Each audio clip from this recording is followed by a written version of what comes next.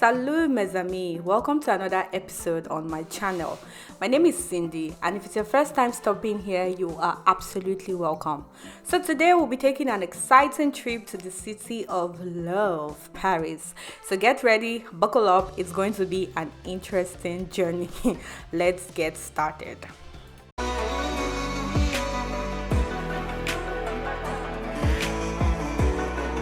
Day one started with a quick flight from Copenhagen to Paris. We had already bought some tickets for the River Seine cruise, which was supposed to last for 1 hour around the River Seine.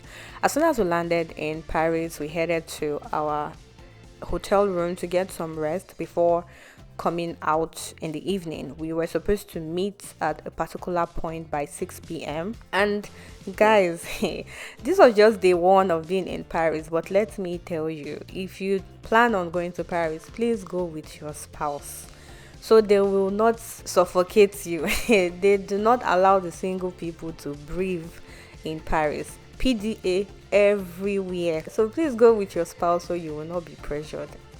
Don't say I did not tell you, because at the point I was like, kilo day, is that how you people used to do? Yeah, but anyway, it is what it is. I guess that's why it's called the city of love.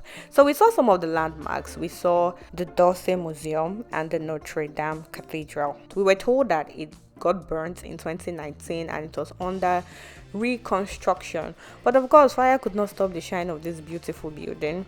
We took some pictures, we took some videos, we went around it, just soaking in the beauty of the video. We also passed the Louvre, the Louvre Museum, on our way round the river.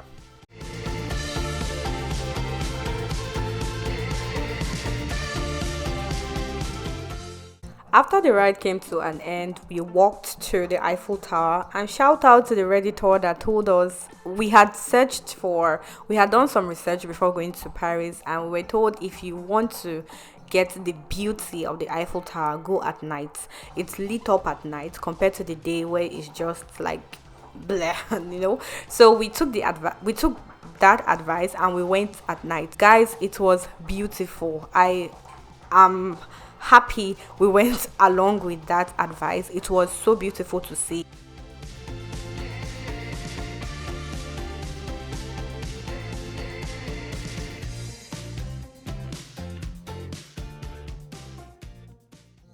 The next day, after having a light breakfast, we took a taxi to the Pantheon, which was going to be our starting point for that day. I had no idea the Pantheon used to be a burial site. Anyway, just around the corner, we saw Saint Etienne de Mont, which is the resting place of Saint Genevieve. I honestly did not know that the steps of this church was where Jill from Midnight in Paris used to wait for his car to pick him up. For those of us that have seen Midnight in Paris, you know the scene I'm talking about. After satisfying our eyes, we took a 30-minute walk to the Louvre Palace. I say palace because it used to be the seat of the French monarchy before it became a museum. On our way to the Louvre, we saw Shakespeare and Company bookstore, and we wanted to explore, but the queue was too long and we had to continue our journey to the Louvre. Just before the Louvre, we walked across the Lovelock Bridge, a bridge where there was a tradition of lovers writing their names in padlocks and locking it on the bridge. But due to the weight of these padlocks, the government had to ban or stop the tradition for fear that the bridge was going to collapse under the weight of the padlocks. We continued right into the Louvre, and the pyramids in the Louvre were amazing, absolutely amazing. It was getting dark at that point and the lights were out, so it just gave it this really beautiful view. We did not go inside the Louvre, we just walked around, we took some really beautiful pictures, and we headed to Maxim's. Maxim's is a restaurant that was featured in Midnight in Paris.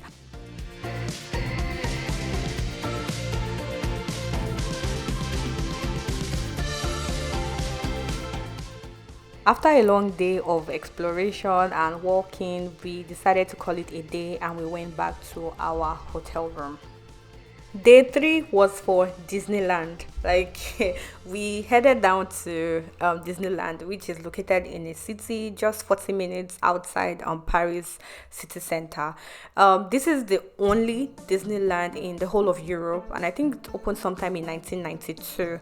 One beautiful thing about this place, the moment you get to the gates, you just drop everything about adulthood. You become a child until you come out and then you pick the adulthood garments and you continue.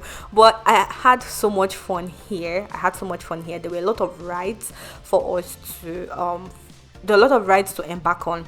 So the thing is, when we got into the park, we were told that our ticket only covered one of the features they had to offer. So one was Walt Disney Studio and the other was Disneyland Park. So we opted for Disneyland Park, thinking, oh, we can just pop in, go on some rides, see some things, come out, go to Walt Disney Studio and buy the ticket. Little did we know, there are a lot of things to do in Disneyland. A lot.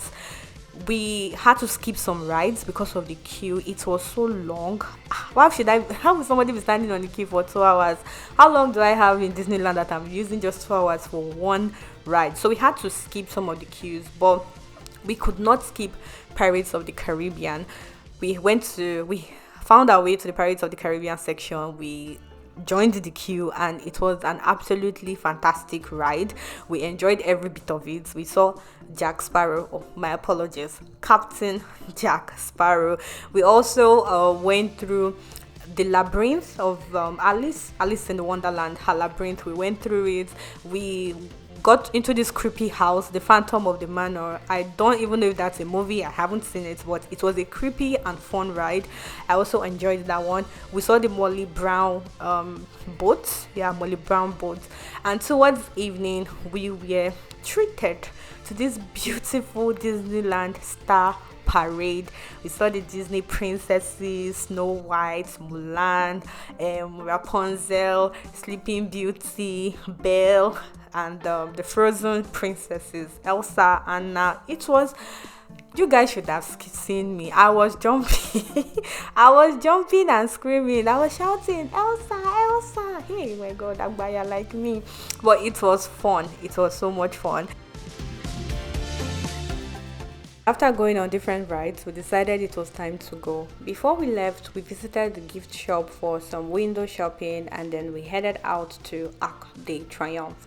So the Arc de Triomphe is a very popular monument in Paris, and I had no idea it was built in honor of those that died during the French Revolution War. Before you get to the Arc de Triomphe, you pass through the Champs-Élysées Avenue.